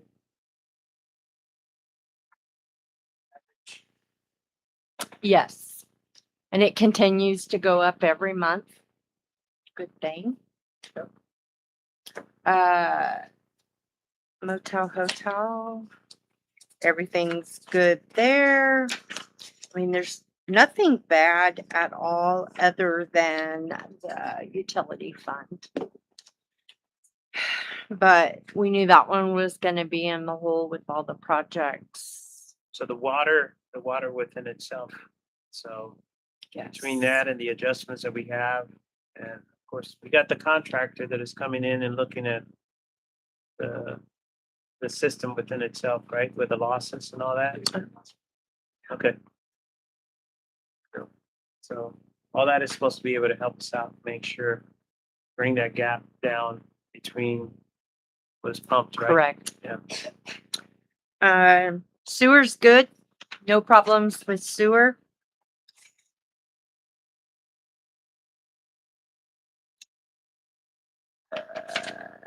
Oh, that's all been done. The new money market has been done. I reported that last time.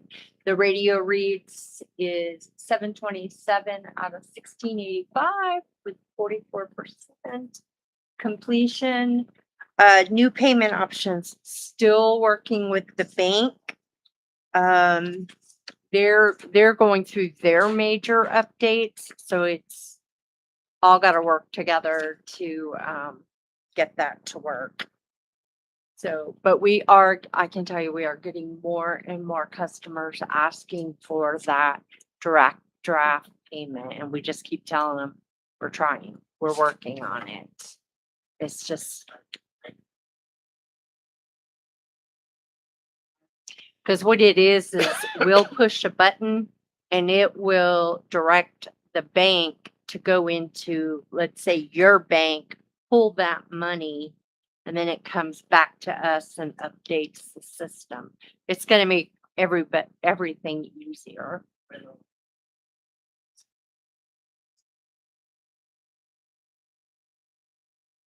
It's gotta be out somewhere later, but it's none of those. It's just a matter of It's working with our bank. We are getting there, but our bank has to get online with it first. Yes, I've implemented this in every city I've been in, but yes, people don't want to go places anymore. Okay. The purchasing policy is almost complete. Once that's complete, we're gonna work with the state on getting credit cards through them, not through the bank, so they're not a debit. It won't be a debit card, it'll be an actual credit So we're card. gonna get it through the state. That's one of the ones we're looking at. Because you get refunds. Yeah. Yeah, well, we need to switch. I mean, that was something the auditor told us, so we need to take Mhm. care of that.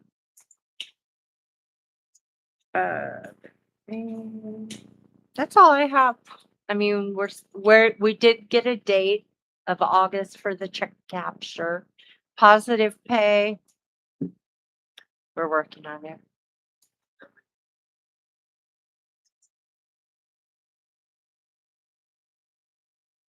Of course. I like to- Actual line items. Yes, I can do that. And then as far as budget, we are still working on a date. I gave the first draft to Zach today. So that's where we are on that. I think, yeah, we probably need to narrow the dates here pretty soon. Cause we're getting very close. Oh, Yeah. I'm way ahead. Yeah. So, that'll be good. Anything, council? Ron, thank you. Appreciate it. Appreciate all the hard work and dedicated of trying to improve things. Appreciate that. All right. Paula. There was more. No. Okay. Well, we had 18,000 in ad valorem taxes that were collected for the month of May. 130. My numbers have changed because for some reason, I guess numbers were not inputted before, but I have it up to date now. Okay. In the system, not on my report. So that's So good. 130 for the beer and wine license and 511 for the beer taxes. Good. I had those just trainings, just those, nothing. 6 requests that were for the month of May. They were all fulfilled. Year to date is 17. That's okay. 2 agendas that were published, and so the minutes were completed. 1 ordinance was passed, and 5 resolutions were passed for the month. I'm 99% on the manual for municipal court, so I'm almost done with that one. And Ashley did go for training for a court admin, June 4th this month. And Brianna did her level 1 virtual prep for this month. They're supposed to be coming up for this month. These were the numbers for the month of May for violations and citations that we issued. And transactions and collections were 173 for 22,000 and 64 for that 3,000 on collections. I don't think I have anything else. Nothing? Nothing. All right. Council, anything? Nope. Thank you, Paul. Appreciate it. Down there. Since it's not working for some reason. Don't know why. Doesn't want to work today. It's the new mics, yeah. It's messing with it. That's what it is. That's what it is. It's always something. Here you go. All right. So on the bonds, let's see, update on these. Booster pumps, they're working out there. If you haven't noticed, we got the generator out there. I don't know if you've driven by the booster pumps at all, but there's a nice big generator sitting out there. Kind of tucked behind the fire station, but we did get the generator on site. So they're working on figuring out placement of that, which is great to have that out there. So good on that. The elevated storage tank, they're working. If you haven't noticed, it is up and looking good. Obviously, it'll be looking better when it's painted, but it is looking good. We'll have obviously Scott will be here next meeting to give you an update on that. And then the 12-inch main loop, they are continuing to work on that. They're working on doing connections this week and getting everybody all the service connections done up along McDonald here. So you'll probably see them working. They're obviously working on the sidewalk project simultaneously, doing some work. So they're doing that. As far as the water well is concerned, we should have 90% submittal in July, but we did get TCEQ approval way earlier than we were anticipating, which is great news. I guess we finally, they like us or something. I don't know, all of a sudden. So, which is really, really great to have.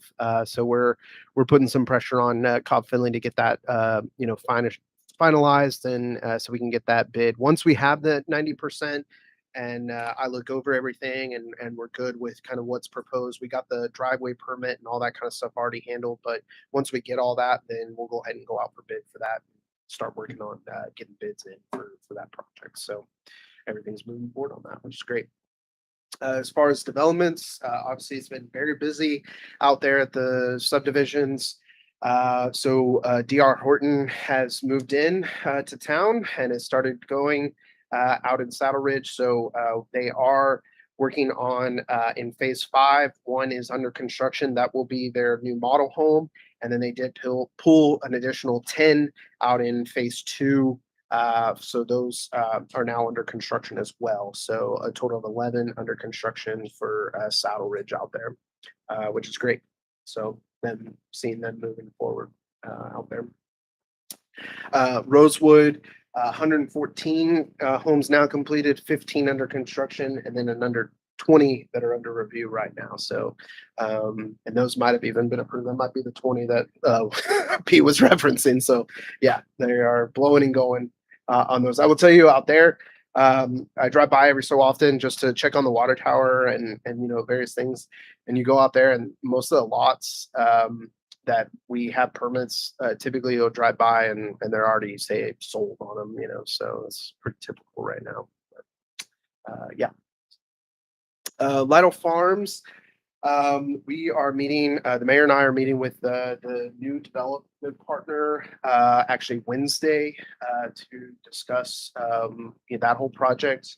It looks like there's a new partner that is involved, and they have some pretty unique, I guess, ways they want to proceed with that whole project. So we'll be interested to see how they want to discuss that whole thing. And obviously more to come on those conversations. But it appears that at least from the initial kind of update progress reports that they're required to give as part of the PID, that we might start see some construction maybe by the end of the year out there. At least that's what they're anticipating as a part of that. But like I said, we'll see what they have to say in that meeting. I will say that since while waiting for that meeting to happen, I've had a couple engineers and stuff reach out about the amenity center out there, as well as finishing up the TxDOT work, and have placed them in contact with TxDOT and Jason and all that. So they're definitely clearly trying to get moving back again on that project. So hopefully we'll start to see movements. Lido Estates, no real movement on that. Mint Development, there is quite a bit of movement on that. I know there's not much on here as far as it, but they're kind of working with the track folks actually. So those are kind of really combined. Obviously, we did the Sol CCN stuff tonight for y'all, the kind of amended that, but we are kind of trying to work the two of them together and figuring out the utilities and how all of that's going to work between those two developments, since they are buttoned up right next to each other, and how that's all going to work with water and sewer. If they're going to move forward with sewer, there's maybe a change to, I know originally they talked about 200 homes. They're maybe thinking about decreasing that, and maybe looking at not doing sewer and doing septic. And so maybe less of an impact to our system, which is maybe not a bad thing. So we're working through some of those details and going down the list with them. Project Cinco continues to move forward out there. We're discussing their sewer side of stuff. Just today I was on the phone with them. So all that's moving forward and looking good. Applications received. I know we didn't do a report for April and May. Just way I think we canceled that meeting. So this is everything for April and May that we had pooled or that we received and then ultimately issued. Obviously, as you see, a lot of new homes, 31, and same with issued. So a lot going on as usual. Another major that sticks out there. Other than maybe domestic fowl, we do get a few of those every so often. So, go on. Inspections, we had 15 COs, certificate of compliance 4, all for residential, and then the inspections, they're broken down. And again, this is encompassing of April and May. Code compliance, 4 bulk violations. He did close out a few violations. One was a 2025 violation. That house was demolished. He had an open violation from 2025 that he'd been working on. I think the house was acquired and ultimately demolished. And then a couple other violations that he'd been working on and were closed out. Calls for service 95, stop work orders 1, and then patrol miles you see there. Bandit signs, illegal dumping. Illegal dumping seems to be a big one. We keep getting, I know it's been working with PD on various areas of town where we keep getting things popping up. So working on ways we can tackle that. So yeah. Contracts, really no update here other than I didn't put it on here because I don't have the final word, but I know that the mayor and I guess it was about 2 weeks ago, maybe a week and a half ago, we had a call from Frontera. Don't want to get our hopes up, but it looks like maybe AT&T is finally getting settled. They filed basically a complaint, and it looks like they're finally taking us seriously, I guess, and moving it forward, and maybe finally going to close everything out and give us the credits and just kind of wipe everything clean. So hopefully, fingers crossed. I have not heard since that conversation from John, but I'll follow up with him this week and see where we're at. But hopefully by my next report, I'll have some good news on that front. So.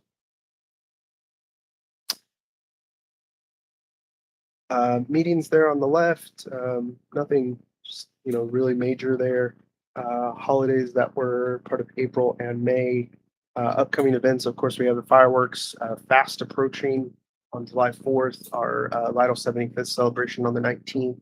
Just some other trainings that happened in April, and I was on vacation, of course, in May. So, and I think that's it. I'm not mistaken. Yeah. Oh, no, project updates. The master drainage plan, so estimated about 60% complete. They anticipate the full report documentation by the end of October. And then the emergency interconnect, of course, we approved that tonight. Award anticipated, it says June, but it should be probably July. Or now August. Working with the committee on the capital improvement plan and the engineer on that. So that's going well. Website changes continue to happen. We're Paula and I working on that, working through some issues with our website. The comp plan, we actually finally got, I think the mayor, while he was this last week, got sent the approval by the GLO for us to start that project. So we'll get that signed and get that going, which will be good. We've been waiting on that. I've been hounding them, saying, "Where's it at? I want to get started." So they finally got it to us, which is good. Obviously, the sidewalk project started in June. That's 112 working days. They have started. We've had obviously a little bit of rain, so it kind of halted them a little bit, but we are seeing them out there. Desal project, really no big update on this, other than I do want to let y'all know that the gentleman we had been working with, Travis, unfortunately has left the Nueces River Authority. So I don't know how much that does for us or what effect that really has. Obviously, we'll continue to work with them. And I know there's been some other individuals that I have spoken with as we've been working through other things.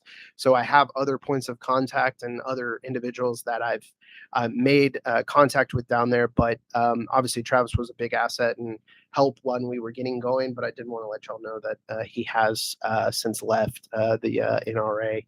And then as far as the secondary access, I know they've been a little bit delayed by the weather, but they were last week they were working on the tie-in at 3175, and really once that's completed, and Pete, you may be able to help where they're at, but really they just have the road surface and that is it. I will tell you, if you have not been out there generally by, it looks awesome. It looks like honestly a road, like a runway. You land a plane on the dang thing. So it's pretty cool to see. But that's kind of all I have. Council, any questions?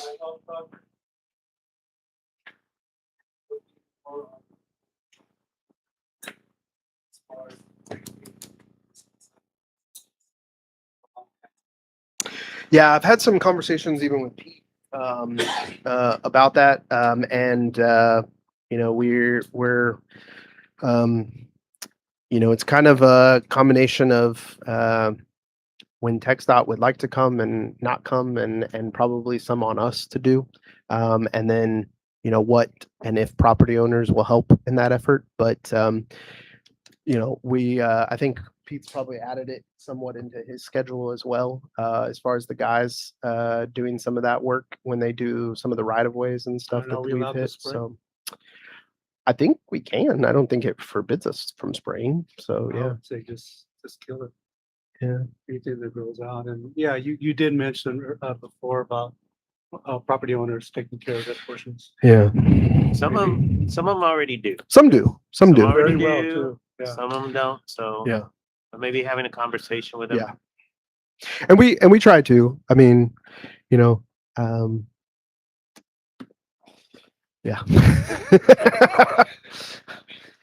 We do. Once or twice a year. I think And it's that's it, technically yeah. twice. I think it's twice, but they, But we can sometimes. cut it, but we need to make sure we- that's it, we can't- Yeah, that would in the I would maintenance agreement, it suggest doesn't more say than anything that. about- spreading all the crap. Yeah, Yeah. yeah. I mean, Yeah. it becomes a nuisance. on the- Yes. Yeah, Yeah. for sure. Okay. But that is actually, I think as of last week, we even had that conversation. Me and Pete were talking about it. So, because I was driving out that way and I was like, man, it's getting really bad in some of these areas. So, and then I think TxDOT had just come through even recently and did some, but Some of it, yeah. So, especially on the outside over there by Yes. Saddle Ridge. Yeah. Okay, thank you. Right, anything else for Zach? No? All right, let's go ahead and move on, council. Thank you, Zach. Appreciate all those updates. Move on to number 7, informational items. So we'll start over here. Yeah, it's gonna be that time where we're starting to look at the annual citizenship award. So I'll be reaching out to the previous members and council, if you have any new members you would like to add, let me know, but I need to start bringing up those motions or that agenda items to the chairperson. And then move forward to the announcements of the actual members itself. So that should be coming up next month. Yeah, I think in that one meeting, there was 2 youths that they were identifying that you should have. Yeah, so you probably have some, this year, you might have some youth nominations. Sounds good. More the So- merrier. Yeah, we told the project or the program will come out and have all the stuff in October. And like I always say, even though you may have nominated somebody in the previous years, you have to do it every year in order for them to be able to Be eligible. qualify. Yes. Anything else? Matt, nothing else? Or anything? Paula? I'm going around the room. Anything we want to share, information, things happening? Yes, ma'am.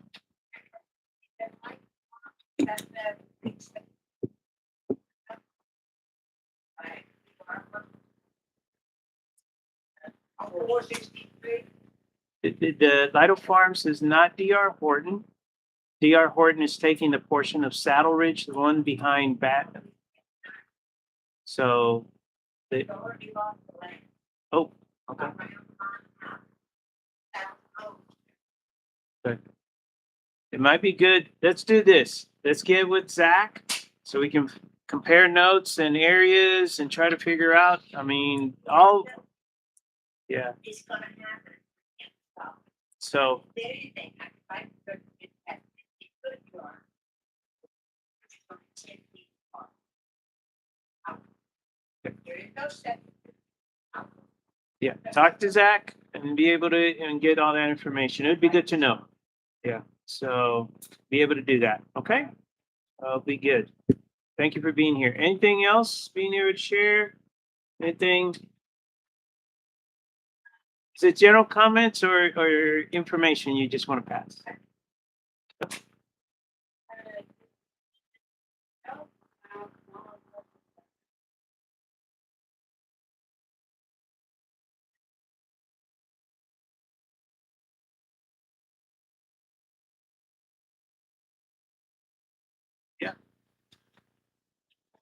Yeah, there's both.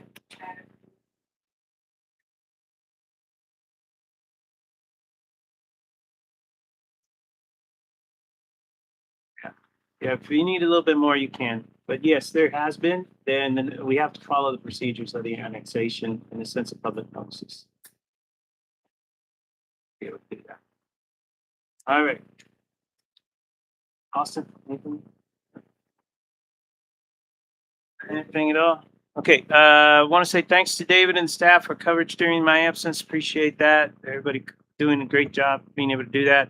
I think because of the 4th, big with our event, but on the 3rd, we're closed, right? So please make sure that we get information out to our residents, let them know that our city hall and a few other places are going to be closed. Let folks know about that. TxDOT project, the FM 2790, we had some folks that actually attended a meeting this morning. They wanted to pass on some additional information. So the project that is going to be going between Lytle and Lacoste is going to be a 6-phase project. There's some moving parts with some of them, but they're going to start in July of this year. The project is set for 14 months. So it's a long project. The first phase that they know for sure that they're going to start is going to be between 463 and Lacoste. So imagine driving to Lacoste, and what they're going to first do is they're going to add a shoulder on the Bexar County side, and they're going to build it up a little bit. It's not going to be the permanent road. They're going to just add something. So then when they have to divert traffic, the areas are going to be a little bit wider. So they're planning to have flags and maybe lights at a certain portions. But that's going to be the first thing, is to be able to widen on the Bexar County side, be able to do that. Some of the other phases will come in increments. We'll pass them on. The one that is kind of still in limbo and they've asked, working with the school, is to try to take care of the portion from the railroad tracks all the way to 463. So they're still hoping to try to do it this summer before school comes in, but they have to wait until the contractor tells them how they're gonna do it. But that's their main thing. If not, it'll get shifted and they'll try to do it in between because they understand of how it's gonna work. I will tell you that once they start working on the connection between that and the project of the lights, which should be done by March, April timeframe of next year, there is gonna be a portion of that they're gonna have to close that intersection. They set up to 2 weeks because of the rework. They are gonna add a turning lane on Main Street. So if you're turning into 2790, there will be a turning lane going coming from Natalia. So you'll be able to turn and it'll have a light on there. So they're gonna widen that whole intersection. So that's gonna be good. And then on 2790, if you turn and you're going towards the school before you reach 681 to turn into the school, they're gonna widen that also to have a turning lane on there. So for right now, I just want to share, those are the ones. I know for sure the one on the shoulder is gonna be the first one. The school one we'll try to figure out. But once they get done with the school portion of it, the next one is that's when they're gonna do Prairie, where they're gonna go ahead and make it a complete 45, turn into Lake Street, and then you have to come down. So that intersection will change after they get done with that. So stay tuned. We'll try to get the information out, but work will begin starting here in the next couple of weeks. They're already out there. They're already changing some mailboxes and doing some stuff out there, just to let you know. Ma'am, Mayor- please make sure you get with Zach, okay? Yes, ma'am. Yes, ma'am. Mayor, you may be covering this, but what's going on with 132 Main Street towards Natalia? Towards, There's some construction going on there as well. Are they widening the shoulder? Is that for the coal mine improvement? oh, that's part of their development. Yeah. Yeah, because For they're them. widening that section in there. Yeah, if it's close to 681, Mhm. then that's part of that. Okay. Yeah. Okay. Yeah, if it is 681. Yeah. Yeah. All right, yeah, so 2790, that's the big one. Oh, and they are set for them to do the island on 3175. It will be on that project. So with the 18-wheelers getting stuck on that little island that sticks up, there was a remodification that thought that it was solved. That will be in that 14 months, sometime in there, they're gonna go ahead and work on that intersection. That'll be taken care of. We got convocation coming up for Lido ISD on the 6th of August. Just to let you know, I know we have a part with that. Paula always does a great job, and we have like police that goes out there and we participate as welcoming the staff and the instructors. Birthdays that are coming up, we got 3rd of July, we got Josh, and then on the 12th of July, we got Eric. So we got some birthdays that are coming up right around the corner, just to make sure that we take care of folks, right? Any additional information just to pass on? All right, let's go ahead and move on to item number 8, executive session.